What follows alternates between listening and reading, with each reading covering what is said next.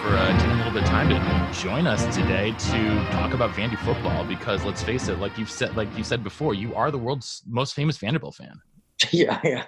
I hope so. That's all I wanted, to be. I mean, there's a bunch. I didn't go there, so everybody always thinks I went to Vandy because obviously But I grew up in Old Hickory, and Vandy was our local team. I had my cousin Ronnie Bargatze coached at Vandy in the 70s, and my mom worked in the ticket office for football, like when I was in high school.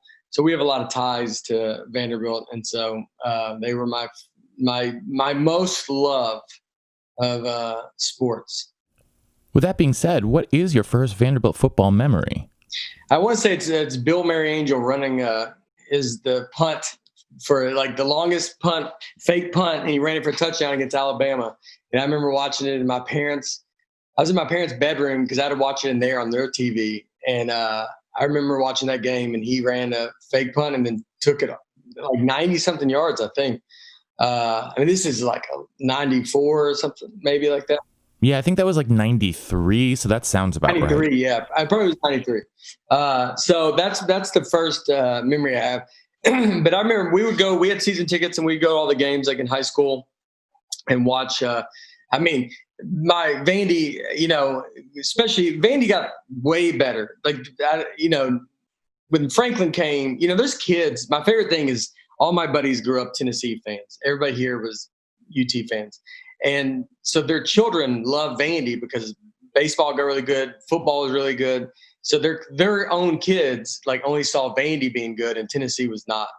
But they didn't. It was the opposite, when we were growing up. But Vandy memories are super fun. I've seen some pretty wild stuff happen. When Woody Weidenhofer was there, they ran. We were going to go for 2 against LSU, and we got 2 delay game penalties, and then had the kick blocked. And I mean, it's like, I remember just being in the stands, and you just don't even know. Like you got to wait to read in the paper the next day what happened. You're like, what could have went wrong? We also ran a fake punt once against Georgia. We were up on Georgia 7-0. This is all 90s. And we were up 7-0, and they ran a fake punt. They just snapped it back to the punter to the short side of the field, and then he just got tackled immediately. And then Georgia scored and win. And they were both like huge. I mean, they would have been like unreal games for us to win.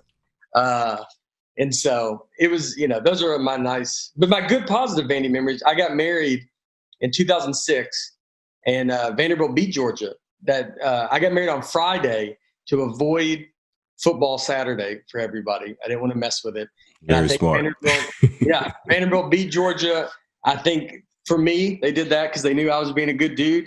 And then they beat them. They beat them again on their 10-year anniversary. So, they've been very nice to me. Oh yeah, I remember that game.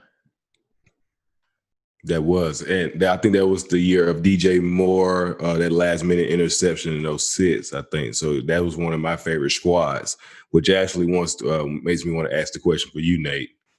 Which squad was your favorite? We had a lot of good teams, throughout the years, but is there a particular year that was just your favorite as from a squad? I mean, was it that 06 when Cutler was there, we beat Tennessee the first time that was just such a big deal. Growing up here and just having all these Tennessee fans, and they were just the worst. And it was just brutal. So for that's got a big place of art. We talked about, I'm a big fan of you, big fan when you came and when you were there and everybody. Corey Chavis was my first. That's Matt's guy. First guy. That's Matt's guy. Yeah, he was. Because that was when I started watching, and so I had a football sign from him. But Corey Chavis was my first. I absolutely loved him, and he was the first player that I remember really watching at Vandy. And so there's a mix, and we had a lot of times too we would have these great defenses. And then the offense would be terrible. And it would flip back and forth. Mm-hmm. It was like we could never get them connected, until I think when Franklin came, it kind of felt like it all kind of came together. but it was like very tough. I mean, those Franklin years, though. I mean, golly, us to win. I went to the bowl game when we won with the first against Boston College. It was freezing at Titan Stadium. Yes, it's probably cold. Yes. Yeah, our punter got MVP, which I mean, I mean, this should be in the bio of Vandy. What's it like to be a Vandy? I mean, your punter's probably going to get MVP, stuff like that. Just not your normal route, which is why I love being a Vandy fan. It's why, it's just, I love all the players that go there. I love watching them, and I like following them too in the pros. I love the Titans, but outside of that, I always just kind of follow Vandy guys, and I like to see where they go. And you get to just root for. You just want a Vandy guy to win a Super Bowl. You want Vandy guys to do good, and maybe like the NBA is great with, our baseball. Obviously now there's so many Vandy guys in the pros. So it's I love being a fan. So you've given us a couple of your favorite memories. What's the worst thing that has happened to you at a Vandy game outside of the product on the field? I mean, one, I tell my joke. I tell it in my story, but at that Boston College game in the bowl, I got tickets and I went to go get them, and they gave them to me and they ripped them, and I had to go in the stadium before 3 hours early of the Titan. It was freezing and everybody was tailgating. I mean, it was such a big deal. We haven't been to a bowl game in my lifetime, basically 82, but I was born in 79. So, of course, I don't remember 82, but so basically my lifetime, and we're getting this bowl game, and then I'm just in the stadium, and the players, I mean, they weren't even dressed. They were like just walking around in the field taking pictures because no one was in there.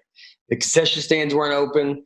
I just had to walk around for 3 hours, and that was brutal. I mean, I soaked it all up. It would have been nice to celebrate with my friends beforehand, but I got to the seats nice and early, warmed my seat up really early.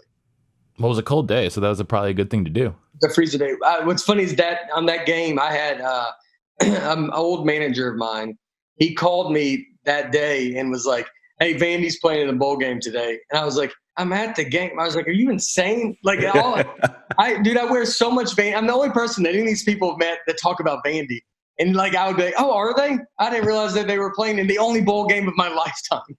Like, why would they ask you that, Nate? Dude, I never forget. He just called me. If you knew this manager, you would understand. I'm sure you've had, you get some, when you first start comedy or anything, you get some different agents and managers, and some of them are not as good as some other ones. But the ones that are not good are usually the best ones. They got the best stories because they end up doing something real crazy. Of course. So, Nate, I'm not sure if Matt told you. So I grew up in Alabama country in Tuscaloosa. So obviously the love-hate relationship between, Alabama, Auburn, what I'm saying? When you're born in Alabama, out the womb, they ask you, what I'm saying? Are you an Alabama or Auburn fan before they ask if it's a girl or a boy, if that makes sense.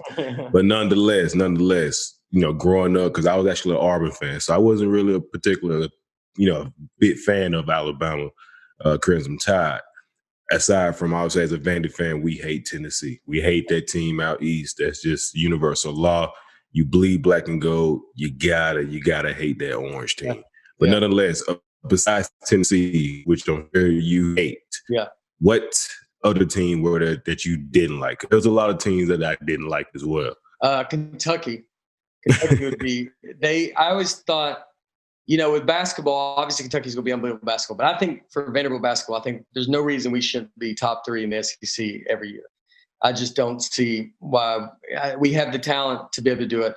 I know in football, it was like forever. I mean, then Kentucky's gotten a lot better too now than when we got better. But Kentucky was always with us, all growing up. And they were just the loudest fans. And I mean, I would hate every team after – if we especially if we lost or something, I would be like, these people are the worst, and then I would move on. But I mean, Kentucky and Tennessee are the two that are at the top that I'm not a fan of. None of them. Basketball, I don't like. Football, and football, they're the worst. They're brutal. Everybody else you can kind of handle. You know what's funny about Alabama? my wife's from Huntsville, and so Oh, nice. Small world.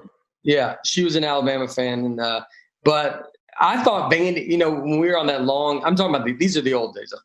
When we were on the long losing streak in the SEC, I thought Alabama would be the first SEC team we beat. That's how bad they were before Saban. Like, that's what is so crazy to think. Everybody thinks of Alabama now of who they are, but I mean, in the '90s, they were brutal. I mean, I thought we're going to beat them first because we were close. We were definitely close, and then Saban came, and then it changed everything. After that '92 national title team that they had, they just fell off a cliff until like 2007. It was, it was bad for them for a while. I mean, I forget who was the coach that they hired who didn't even coach a game because he forged his resume. Yeah. Mike Price. Yeah, Mike Price. Mike Price. Mm-hmm. Oh man, Mike Price. Mike Price. Did you grow up? Were you aware of Vandy, or when you were growing up in Auburn? I guess we wouldn't have played Auburn a ton. No, because I think for me, I didn't know Vanderbilt was in the SEC until I got later on, like in high school or whatnot. Because obviously, that Thursday night football game was the game where a lot of primetime game comes on, and I started watching Vandy. Actually the 2008 year, that first game, when I think it might have been the second game when they beat South Carolina, prime time on Thursday. I'm like, I didn't know Vandy's in the SEC, and it was crazy. And from then on, I started watching them. Then obviously I started getting some, camp offers and stuff like that. And I'm like, man, because I wasn't, unfortunately, Saban offered me. I told Matt this in earlier shows that Saban offered me as a corner, and I'm, never played corner. I played safety a couple of snaps in high school, but never corner. I don't know why necessarily he'll think that I would be able to play corner. I wanted me to be like Javier Arenas in the sense. But nonetheless, I say that to say it was very, very, very important for me to stay in the SEC nonetheless. You know what I'm saying? Regardless what, team offered me or whatnot. Because I did have a lot of offers. My biggest offer was I think Marshall at the time, UAB, Memphis. But I think after going to Nashville after my official visit, seeing that I'm a country boy, Nashville was like New York to me. So, and definitely with the momentum coming off that 2008 season, so I think it was very, very just basically perfect timing, for me in terms of going to Vandy. So, but I know we obviously beat them in 2008, and we obviously beat them my senior year in 2012. It was bittersweet, but it was very good to be able to go back and, compete against the Auburns. And it didn't go so well in 2011 when we played Bama. That year they won the national championship, playing against Dante Hightower, Mark Barron, all those guys. The game that Jordan Rogers got his face mask torn off. But nonetheless, it was good to just have that success and compete with those guys, especially during that Franklin era too. Yeah, I mean, he was, when he came in, they should have built a statue for that guy. Because I don't think people realize, as being a fan for so long, just what we kind of went through. So when Franklin came, we never had anybody be a cheerleader of Vanderbilt like that. I mean, I was like going about Vanderbilt stuff in the malls here growing up. He was always in the back. It was like one little wall you could find a Vandy hat is the worst hat. He just like had a V written on it. Like there was just no big support. And I never understood it because you're like, this is our home team. Like, why are we, before the Titans were here, like, why are people not liking Vanderbilt? So then when Franklin came to have that, and he had all you guys and that team, it was unbelievable, like to get to watch those games. And then to get to see Vanderbilt talked about like they were talked about. I mean, we had game day come, I think twice. I mean, that's crazy that we were going to get to that level. And that was what was so, so exciting. And I would build a statue for Franklin. I mean, he deserved, in the little time he was here, I mean, that guy changed everything. I agree, Nate. I agree. Yeah, I mean, it's been amazing to me as sort of a quasi outsider to the football program to listen to all these guys talk about how Franklin, even if they didn't like him, like when we were talking to Brandon Barton, right? He's talking about like how he didn't even like Coach Franklin very much, but he respected him and he respected the way that he helped him grow as a player, as a man. And that's just kind of these stories you hear again and again and again. And it's like, well, can we get back there, please? Sometime soon, that would be nice. But have you ever been approached to do TV commentary on a Vandy game? Would you want to do that? Or would you, and if you did want to do that, would you play it straight, or would you want to go like as comedic as possible with it? I've never been approached. I would do it. I would love to do it. I mean, I love, I would have to get you got to get caught up on everything because it's hard to you get busy and then you don't get to follow it as closely as I was sometimes. But I mean, I know I watch it. I mean, it's the only team I watch every game. It would be awesome. I figured I'd probably do it in a funnier way. You know, I mean, I never played. I played football 1 year growing up, and I just remember the kids were so big, and I remember like there was kids that would have to go run to lose weight to not have to be a lineman because they weighed so much. Is that you'd be like a double striper. And I was like, I don't want to play against that guy's going to hit me. The guy that's as big as my dad, and we're 12. And I was just kind of like, this is not for me. So I don't understand the language of football, you know, outside of Madden or something that's seen it. And, you know, and so I try to take myself out of that because you always hear fans, like they talk about football and half of them, you're like, hey, just be honest. You don't know what you're talking about. Just say you don't know. Like, you don't know what any of this stuff means. And we don't know what they're doing. And then, you know, and talk about it kind of broadly and be like, just as a fan. But I would love to go call the Vandy game the best I could call it. I would have to be funny, or I would get asked to leave. Of course you would have to be funny. Yeah. There's no other way for you to do it. You have to be completely hilarious doing that. Yeah. Nonetheless, I mean, obviously you're a Nashville guy. We can talk Preds, we can talk Titans, we can talk Vandy, whatever the case may be. But just talk about the importance of especially where Nashville is now as a culture, and just how much the city has evolved. And talk about, you know, we can talk about the brand of Nashville all day, but just talk about how important sports is in this city and the pride that it has, you know, especially just being Nashville and just the evolving city that it is. Yeah. I mean, you know, so obviously Vandy, then you had the Titans came here, and then the Preds.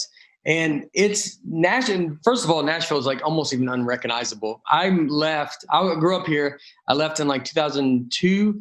And I was gone from 2 to 2013 doing comedy. I lived in Chicago, New York, and LA.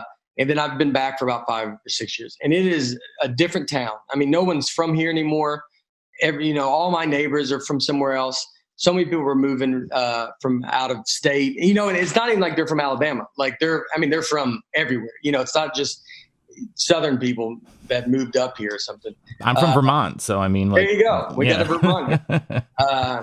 So they very much embrace sports, and how much that everybody loves the Titans and the Preds. I went to Game 6 of the game the Preds lost in the Stanley Cup, but it was the hype. It made me so mad when I was hearing ESPN talk about Nashville being like, they're not even a hockey town, and it was like it was cheaper to fly to Pittsburgh and buy a ticket in a hotel than it was to stay at home and buy a ticket. And I was like, what are they not getting? Like, what do you want? I mean, Broadway's closed down because people are outside watching the Predators game. There's so much behind this team. I think Nashville as Predators, that's probably one of the best environments I've ever been in watching any sport. So now, I mean, Nashville as a whole has gotten, you know, people are just on board with their hometown. I mean, they're, you know, and they love the teams here. And that's where I want Vanderbilt. That's why I was Vanderbilt. I wish they would, you know, kids coming to get kids to come to Vanderbilt, as you've seen. I don't understand. We're the best city in the SEC. It's not even close. It's not even close. Not even close. Everybody ends up moving here and living here. All the guys that play for, you know, you're here. I'm friends with a lot of the Vandy, some of the Vandy baseball games. Mike Yastrzemski lives here. Oh yeah, who's killing it right now? Killing it with the Giants. Oh man. yeah. We like him, Sonny Gray. Sonny Gray's from here. Yeah, he's from Smyrna. Smyrna, yes. Smyrna. Yeah, he is from Smyrna.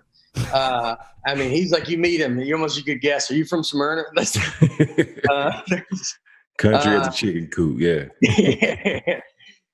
So Kirk Sally's here, and then I don't remember if he's from here though. But anyway, so all those guys moved back here, and so like that shows you something. Why are all these players? I'd imagine people that go to Alabama, they're not moving back to Tuscaloosa unless they're working for Alabama, and they're not moving back to all these small. Not that they're great; they're great towns, but Nashville has so much to offer that that's what I want people to realize with Vanderbilt, and that's where Vanderbilt I think needs to get to. I mean, they got to get to that level. We should be.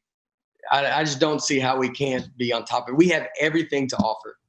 So why I mean, they should be like Nashville's team in the same way that a school like, I don't know if like Northwestern is Chicago's team per se, but I mean, well, you lived in Chicago again, but that's kind of the same thing. Like a lot of these Big Ten alumni all congregate in Chicago. All these SEC alumni are congregating here in Nashville. So why can't we like promote the Vandy brand, as it is?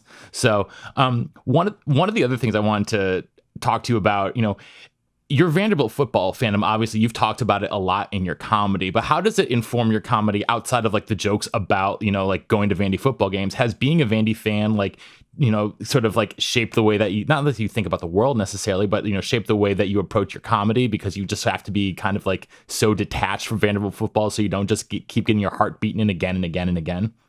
I think it does, when my daughter, I think it does help to be like, all right, you see fans people that grew up, LeBron James, like grew up, and I'm a big LeBron James fan. I'm a big fan of greatness. So when you see once in a lifetime players, that's what the NBA is so great right now with. They have a few once in a lifetime kind of guys that you're like, you don't see that often. So I love seeing just someone that comes along, but like his generation, LeBron always said he was like a Bulls fan, a Cowboys fan, and a Yankees fan. It's like that age group that are fans of they don't know what losing is. They don't know what it means to be, if you're a Cubs fan, you've just sat there and you've loved this team through thick and thin and never left them. And those wins, when you do win, it feels it's so much more rewarding than if you just, not to say I want Vandy to become a dynasty. I would love them to be a dynasty, but it does help you. I don't know. You appreciate the victories that you have. You appreciate stuff more because it wasn't coming. That's why we're so fond of those Franklin years, is because we never had that. So to be able to get that for a little bit was, something. The stadium was packed. People were going. Like people were there. People want to go. It's right downtown. It's easy. It's fun to go to. Vanderbilt's such a great campus. Everything's perfect. So it's definitely helped shape that in the fact of, I don't know, learning how to appreciate stuff more, when you're a fan of Vanderbilt. Yeah. Well, also as a Vandy fan, you have to have a pretty thick skin. Yeah, because you're going to get berated by everyone else in the SEC. Be like, why are you a Vandy fan? And obviously, as a comedian, especially as you're up and coming, when you're playing the little clubs and stuff like that, you have to have a thick skin, especially when you're still workshopping, your routine and whatnot. Well, they would get, I would always say it when I've ever performed in the South. I would say I'm a Vandy fan, and at the beginning, people are like, "Oh, that's good, man." People would always be like, "Good for you." I root for Vandy. Everybody's like, almost like there's pity. They're like, "I'd say, you know what? I'm proud of you. I hope they win too." And then I remember when we started being Tennessee and we started being better, you would get booed. Yeah, I'd be like, "I'm a Vandy fan." The people in the crowd would boo you, and you're like, "This is what I'm talking about. This is what you want. You want people to boo you because they don't like your team." And that's what, dude, all my friends they hated James Franklin so much, and I loved it. They never have, no one's ever really grown in the 90s. No one cared, Tennessee was beating us 65-0. Like they did, it just didn't matter. Like, so they were like, "Oh, we want y'all to," they would want us to win every game, but them. And then that little window, that all changed. And it was so great to just see them, be that upset. I think sports and comedy as itself is probably the best topic. especially when it comes to you and your material. Because obviously I'm a big fan of comedy. Nate, I always said in my future life that I would be a comedian someday. So just pray for me. Just pray for me, man. But nonetheless, I want to just talk about just the influence that you brought on the city of Nashville. Because, we have a few comedy clubs here. But I think just being able to push that sort of industry into the city, I think you would be a big influence for that. So just talk about how that process has been, especially since you've been back. We got a good comedy scene here. And Nashville, I mean, there's so many people moving to Nashville, even still from, there's a few other comics from LA that are moving to Nashville. So the comedy scene is going to just get a little bit bigger, and you're going to see more names and people that are going to come and be able to go see stuff. I think you're going to see stuff shot here, as far as like TV shows and movies. And, they're doing so much in Atlanta now. They're doing so much stuff in Atlanta that, you don't have to move to LA or New York like you used to. And so Nashville is going to end up, what I hope is that they would end up to shoot a show here is not going to be anything. Before I've never got a show on the air, but I've sold scripts. I've shot a pilot. The pilot was actually in LA, but it's even getting stuff. That TV show Nashville was enormous for the city of Nashville. And I still, every show that I try to sell with Nashville being the background is the city that we would live in. And so I think it's becoming, when I pitch these shows, it's easier and easier for people to see that, Nashville is, they don't even bat an eye. It's not like you're trying to be like, let's go to Oklahoma City or somewhere, wherever in Kansas. You're like, I want to do it in Nashville. And they're like, yeah, that's obviously we would love to do that. So I think all that stuff is going to just keep going and keep getting better. And it's going to make Nashville just grow. I mean, look at all the cranes up in Nashville, downtown Nashville. They're building a Four Seasons here. That was one of the first things I was like, that's the real deal. I knew Nashville wasn't going to be the same when I saw that giant Whole Foods in the middle of the city. We've evolved. We've definitely evolved, man. We're here. A different game. We made it. I look at us, they'd always compare like Austin, Texas to Nashville. And it always makes me so mad because I'm like, Austin's not, I think we're more like, we're not as big, but we're the Chicago. We're like a city feel. Like I've been to Austin and they have like a downtown, I go to South by Southwest. It's an awesome town, but it's not Nashville. It's not like what I think we're striving to be. And I think Nashville's you're starting to see that. It's going to start to show. It's getting better and better. Yeah, absolutely. And speaking of performing in Nashville, have you ever performed for just like the Vanderbilt football team? And is that something you'd be interested in doing? Yeah, I've done it a few times. I don't remember I did it with Franklin. First two times I did it, Franklin was there. When did he go there? Franklin showed up in after the 2010 season, before 2011, right, Zach? Yeah. So I did it twice with him, and I've done it for the recruits with Coach Mason. And my dad's a magician, and my dad has done the recruiting. He's done magic at the recruiting almost a lot of years with Mason. One year I did the recruiting, I forget, and the next day one of Vandy's big recruits left. And I texted. He decommitted after. I texted the coaches at Vandy, and I was like, hey, if that was my fault, I mean, you can just tell me straight up, dude. That's going to kill me if that kid left. And they're like, no, it's fine. We didn't want him anyway. So they pretty much. Of course, there'll be their response. Yeah. I was like, oh, dude, if I ran off, ironically, that was the last time I did it. So maybe I did run them off. They're like, we can't afford to have Nate do anymore. So yeah, I've done a couple of shows. It's super fun to do. And it's been fun to get, growing up a fan of Vandy and then to get into the program a little bit and see, what they have to deal with. I mean, I've learned, that's something that too, as a casual fan, not a casual fan, but I'm not in sports. I never played these sports at this highest level, but the facilities and all that kind of stuff, like I never knew how important that stuff was, like we don't understand. We just, we're like, well, the stadium is like old. But then you realize that, the facilities are everything, man. Like once you realize that the students that come there, these athletes, Zach, that comes there, is going to go play in the pro, like his body is what needs it needs everything. And that's where Vanderbilt's so frustrating. I don't see how we're not ahead of everything. We're this unbelievably smart school. How are we not just like inventing helmets that are better, or like, just on the forefront of all medicine? Yeah, I mean, they've got this world-class research hospital like right on the campus. Street. On campus. Right across the street. You would think they'd be coming up with, better recovery techniques and things like that, or better hydration or whatever it is, but they're not. They're not. I know that's what's, fans typically can go to blame coaches on a lot of stuff. And I've kind of like, I used to obviously do that. You'd want everybody fired. I mean, you just like, you have bad season, you're like, get them out. Like that's, but the more you realize like how much, when Franklin was there, how much he was up against. And then with Mason, he's the same thing. He's fighting an uphill battle. I mean, everything's a fight. They're not just giving him stuff that's making it super easy for him. Everything's kind of a battle. And so you start seeing that like that stuff's got to change, man. I mean, because they're going to end up, they're going to lose fans. And there's a point as a Vandy fan, truthfully, that you can get to where you're like, well, I'm starting to feel stupid rooting for someone that I don't think y'all are giving these guys everything that they need.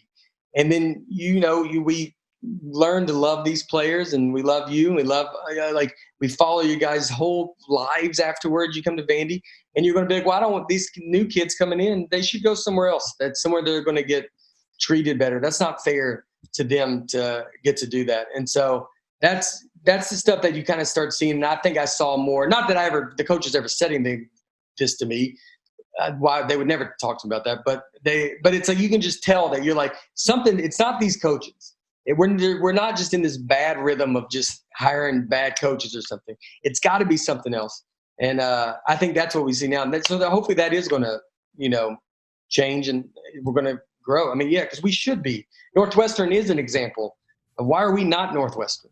How are we not doing that? Stanford. Funny thing with the Northwestern. So I've got to obviously know a lot of fun people doing comedy, and I'm friends with Eric Stonestreet, who's on Modern Family. Yep. And we were hanging out once with Mark Walter, who owns the Dodgers. And so I was talking about Vandy. I talk about Vandy. I can tie everything into Vandy. And so I'm talking about Vandy, and I was like, I wish we would just get some facilities. I was like, have you seen Northwestern's facilities? And I say that to Mark Walter, and the facilities are called the Walter facilities. It's his facilities. So I said it to him. I was like, have you seen Northwestern at all? He's like, yeah, kind of. We kind of paid for it. Yeah, I paid for it because my name's on it. I was like, receipt. Their facilities are unbelievable. That's where you want, but I want Vandy to get some stuff like that. That George Rogers has been so wonderful. He talks about it a lot. And, we have some fans that are, I think, some older fans. Vandy, a lot of fans that I think they're into the mentality of that Vandy is not supposed to be better than they are. It's like we get lucky and we win something, and that's fun, and then we go back to normal. And I think we got some people that are a fan base that's, can kind of be stuck where we're like, we don't need to be Tennessee. They're scared of everything that brings, I guess, and I don't think they even want Vandy to be that good. It's like, it's good like it is. I watch my games. And so it's good to have people be outspoken. And, there's a lot of fans, a lot of Vandy fans and people that want to see Vanderbilt do good. And so it's it's good that people get on them, make them do something. Yeah, sir. We definitely gonna get into that real quick, Nate. But first, obviously, we had our girl come in town. Her name was Corona. Obviously, COVID's been definitely messing up a lot of stuff. Definitely messed up a lot of plans I had for this year. Yes. Nonetheless, she's here, and there's been a lot of unknowns tied into football, a lot of different industries and whatnot. So, but let's specifically just how's your transition been? Obviously, you've been doing the podcast or whatnot, but just has COVID messed up a lot of things, or the process of doing like different shows, different venues and stuff like that? Yeah, it's bad. It blew everything up. I was in New Jersey. On my tour. I would have done probably 100 dates this year. And we were kind of in the beginning of the tour. And I was in New Jersey around March 11th, 12th, something like that, when all this kind of went down. and we had to cancel that show. And I mean, my plan was to hopefully tape a special. Like was on track to tape another special this year, and then it come out next year, and then just keep rolling.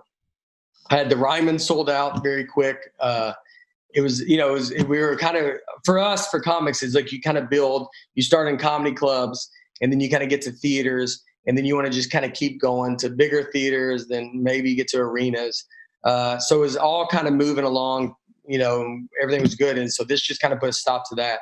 And so I haven't done any shows really since March. But I'm about to start doing some drive-in shows at drive-in movie theaters. So I'm doing that like September 24th to like October 24th, like a whole run of them. And so that will be, it'll be very interesting. I mean, that's such a different thing. Performing outside is usually not good. It's not preferred as a comedian. Why it's is that? To hear the audience, because you can't hear the audience, and we rely so much on our timing is kind of based on the response from the audience. So it will be an interesting thing to go do, but it'll be nice to at least go out and go try it. I mean, I want to go, I look at everything everything is about experiences. And so I want to experience all of this. They're doing these drive-in shows, and you want to be able to be, when the pandemic hit, what did you do? And it's like, oh, we did some weird shows, or maybe they were great shows. And you find out that they're amazing, and it's cool to get to do them that way. So it's definitely changed. It kind of slowed down the process that I had built up. And then it'll be interesting to see when we get back out to see, it comes, which is a big part is for football and sports to be back. That's a big part for us, for live events. We were not thought of, comedy's not important. So it's not like we need us back, but once sports get back and all this stuff, then we can get back out, hopefully on the road and start going again. Right on.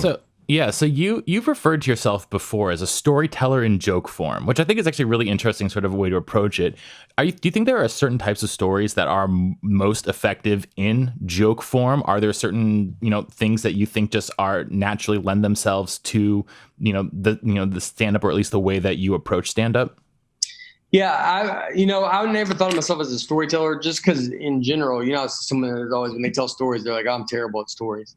And I was never good at it. It's like, there are comics that are amazing at telling stories. They just have a great memory, and they can remember all these crazy details. And for me, one reason I say that is what I try to do with my jokes, I never try to be too far away from a laugh.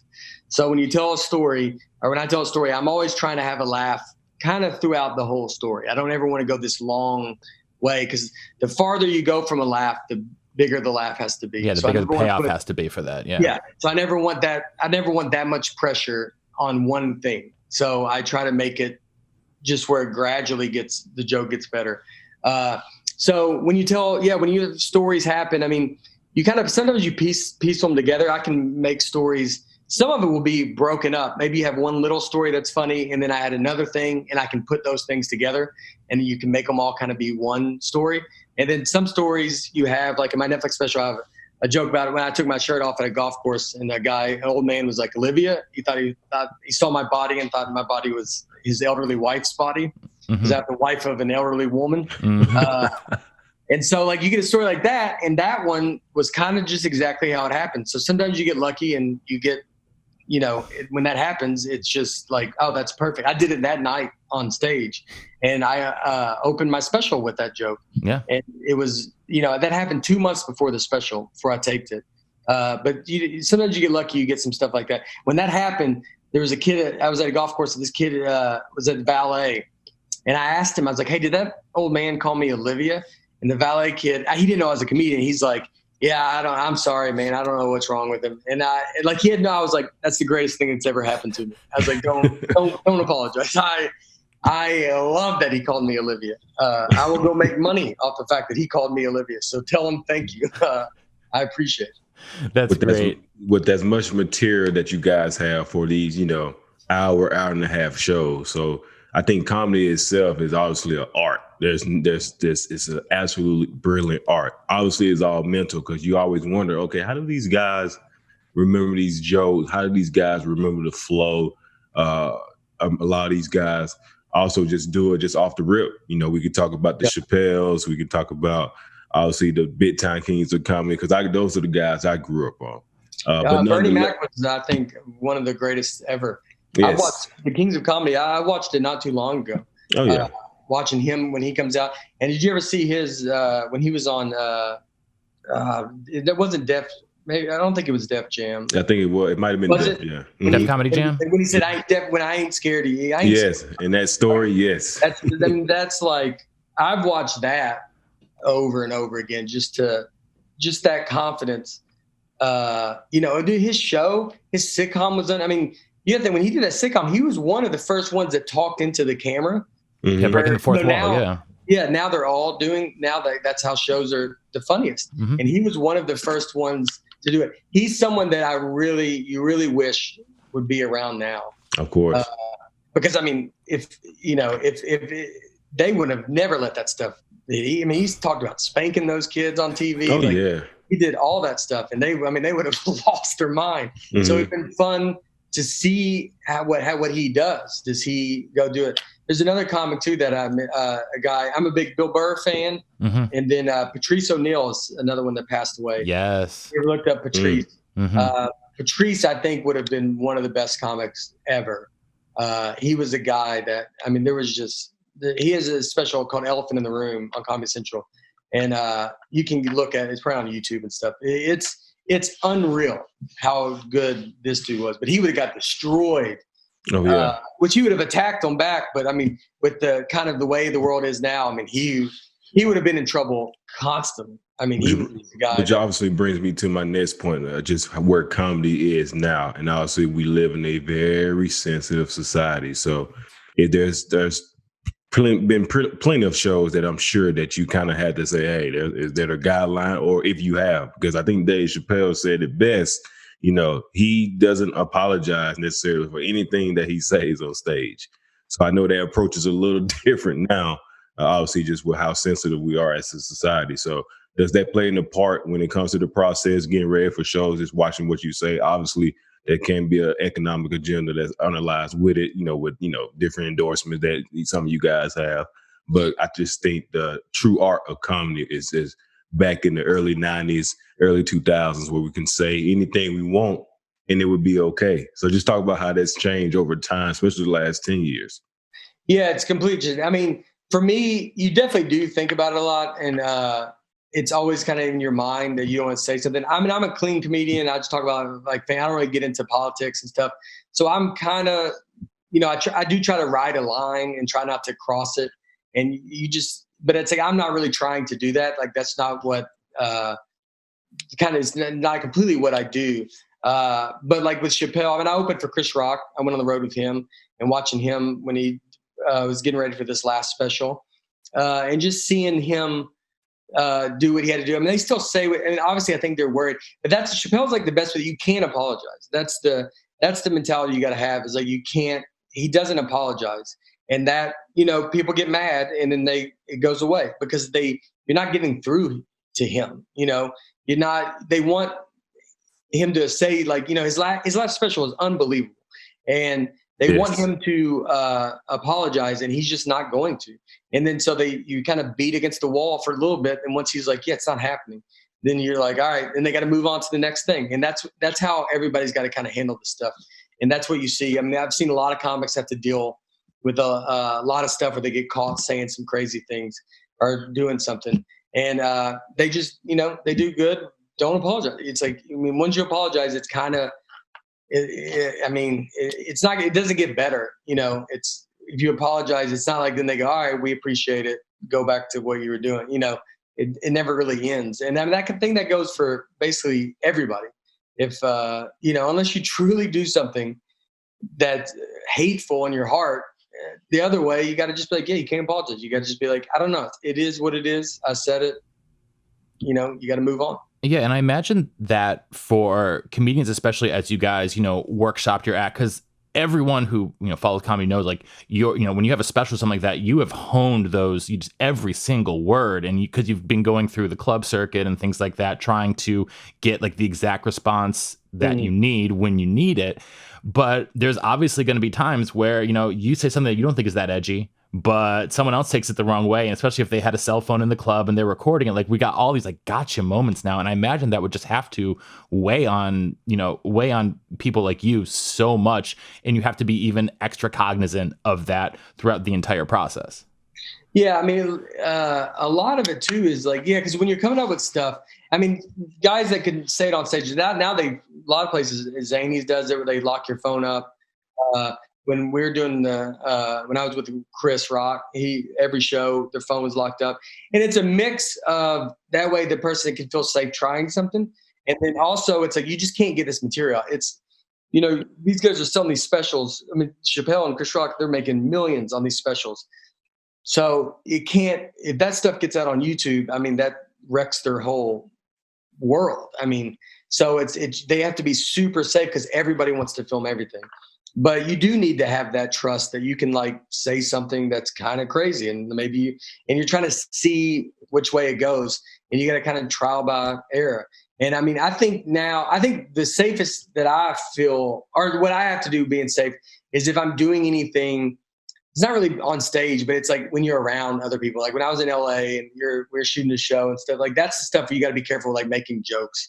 And you got to be, there's a story with Patrice O'Neal, he was on The Office.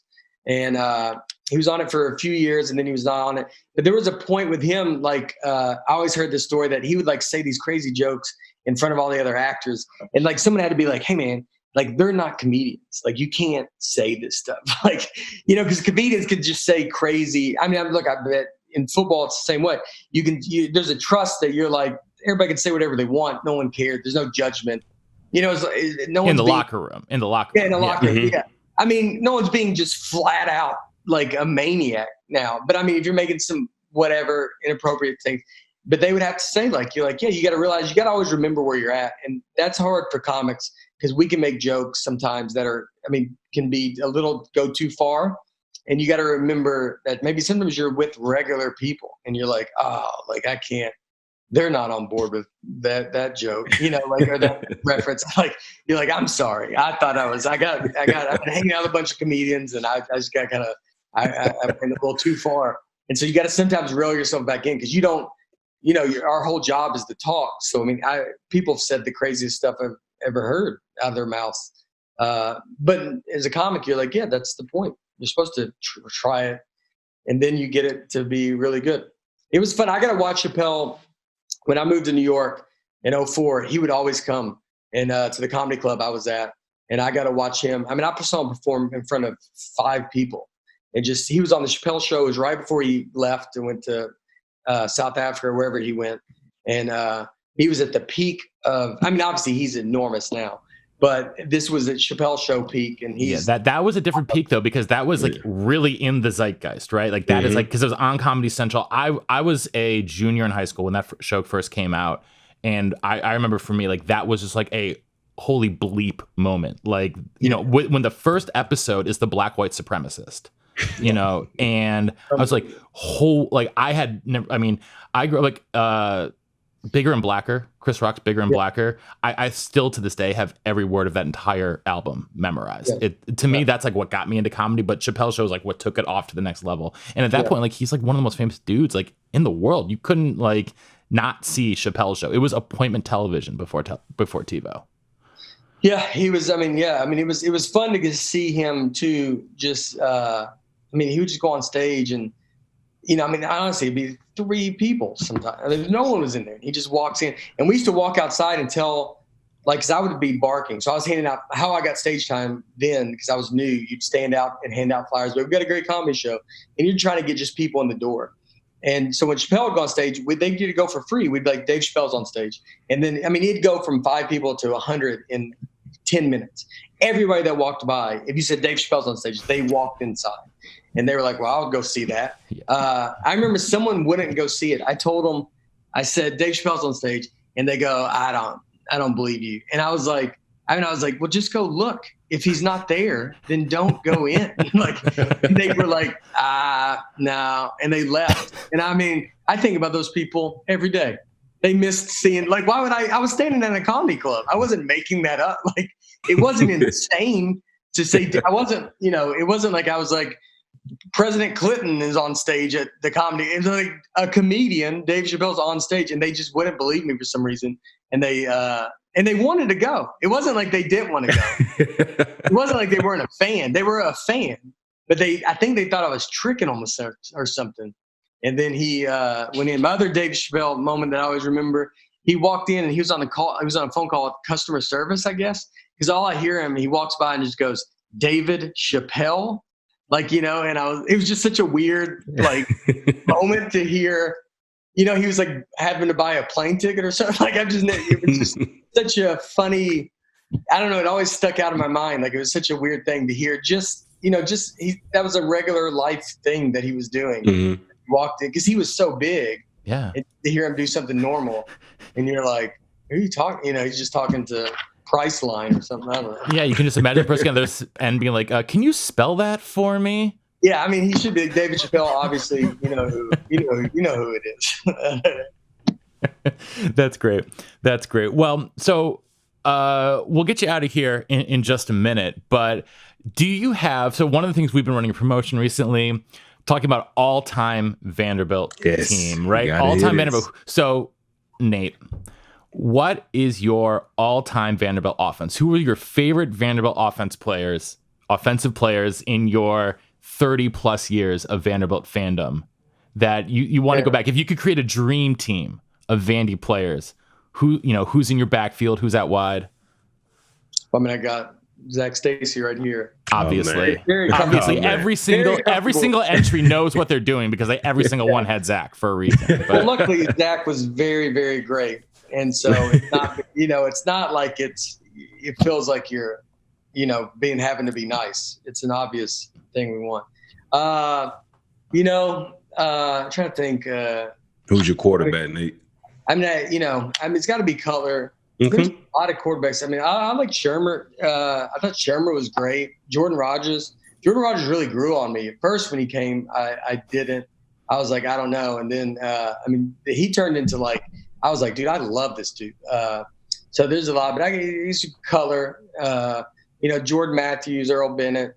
Trying to just think who's the tight end we had. That's a long time ago. He played for the Redskins. Back when we played against Notre Dame. I want to say, God, what is his name? This is maybe late 90s. Was it Alma Matthews? It wasn't Alma Matthews. He wasn't tight end. No. I forget. He played. I remember he went to Washington.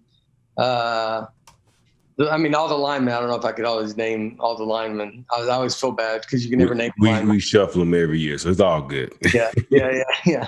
They're. But yeah, I feel. I was a huge Earl Bennett fan, huge Jordan Matthews fan. Earl Bennett, I remember watching that Florida game where they gave him the excessive celebration. I think about that call all the time because it wasn't. Bama boy. I was doing a show at an elk lodge, just some weird elk lodge, and I was hosting. I was the MC. So I'd bring on a comic and I'd go sit in my car. I had Sirius radio in my car, and this was kind of Sirius, was kind of new. And my dad gave me his car and he had Sirius. And so the Sirius radio was nicer than the car. And so I go and did it. And I remember I was listening to the game on the radio the whole time. And then at the very end, I'm walking back to my car and I look and there's a bar beneath it. And I go in and they got the Vandy game on TV. And I was like, I could have been watching this whole game. I've been sitting there, outside this door, listening. The middle of nowhere, Connecticut. There had to be a TV somewhere. I knew it. Yeah, and I just go. And so I saw that last. I happened to go in and just see that very end of that, the way it turned out. Bobby Johnson, also a very underrated coach of Vandy that I've learned to appreciate. Yes, yeah. More than I knew. I mean, the way when he left, it was very frustrating. But he was a great coach, man, and he's someone that I've appreciated as time has passed. And then you kind of see like, he was actually better than I thought he was. Well, I mean, he recruited Zach, so he can't be that bad. Oh yeah, he recruited me, and then it's crazy. We used to my mom would because Coach Johnson came in home visit. or whatever. And it was great. I think I had, it was Charlie Fisher was there. He was my recruiting coordinator. And obviously Coach Johnson came as well. And I remember Coach Johnson leaving.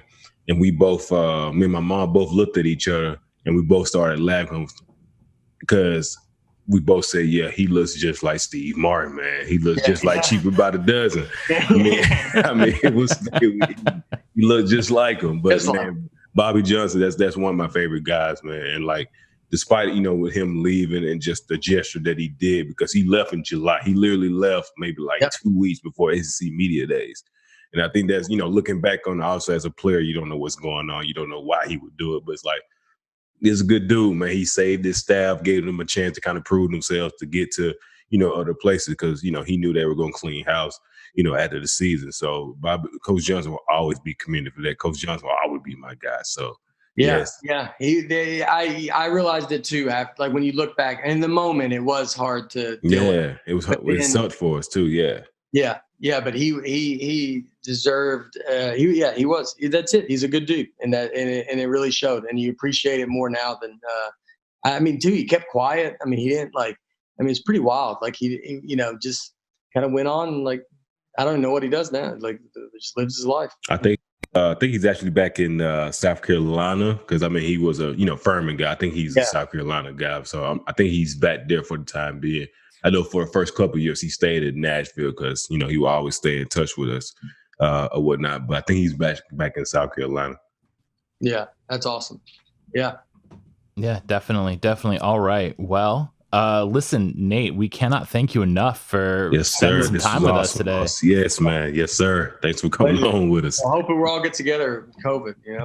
Oh, we should. Absolutely. So you're in Nashville. I'm in Nashville, so I want to hear some nice Vandy stories. Of course, yes, yes. He's down where you work, Zach. So he's down Brentwood. I'm in Brentwood. Yeah. Oh yeah, I'm actually a fitness coach over at Iron Tribe Fitness, basically like a CrossFit gym. So let me know you ever want to come in. Matt came and got a little sweat in. Doing some power cleans, doing a little snatches. You want to work on that 85-year-old female body of yours? Just get after it. I got a good comedy body, so I got to keep it. Well, that's what I first thought of when you said Patrice O'Neal again. I was like, because he was a big dude, but he was so physical with even during his stand-up. Yeah. He used his body in a way that to just augment the show. Like it was, that's one of the things I remember about him most. Oh, dude, he would have been, and he was one of the best, and then he would have been one of the greatest ever. Oh yeah, absolutely.